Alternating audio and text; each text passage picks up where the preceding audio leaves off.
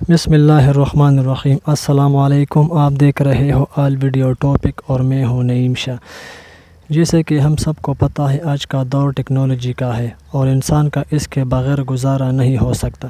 دنیا میں کروڑوں لوگ اس ٹیکنالوجی سے فائدہ اٹھاتے ہیں اور اس دور میں ٹیکنالوجی کے بغیر وقت گزارنا مشکل ہے۔ اس طرح دنیا میں کروڑوں لوگ واٹس ایپ کی استعمال کرتے ہیں۔ ان لوگوں کے لیے یہ ایک بری خبر ہے۔ واٹس ایپ انتظامیہ نے کرونا وائرس کے حوالے سے افواہوں کو آگے باندھنے کے لیے فارورڈ میسیجز کو آگے بھیجنے کی آپشن ختم کر دی تاکہ افواہوں کو پھیلنے سے روکا جا سکے۔ واٹس ایپ انتظامیہ کی جانب سے شائع کیے گئے ایک بلاگ میں کہا گیا کہ اربوں لوگ کورونا کی وجہ سے ایک دوسرے سے رابطے کے لیے واٹس ایپ استعمال کرتے ہیں۔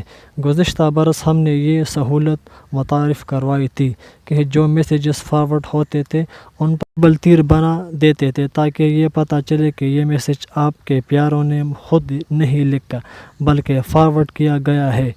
اب ایسا فارورڈ میسیجز کو مزید محدود کیا جا رہا ہے اور یہ ایک سے زائد شخص کو ایک وقت میں فارورڈ نہیں کیا جا سکے گا۔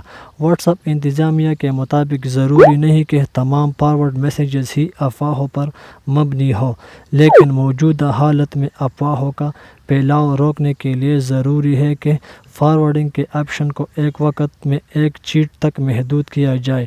عام لوگوں کے لیے تو واٹس ایپ نے میسیجز فارورڈنگ کی آپشن محدود کر دی ہے، لیکن WHO سمیت 20 ملکوں کے وزارتوں میں اور NGO کے ساتھ مل کر واٹس ایپ درست معلومات کی فراہمی بھی یقینی بنا رہی ہے۔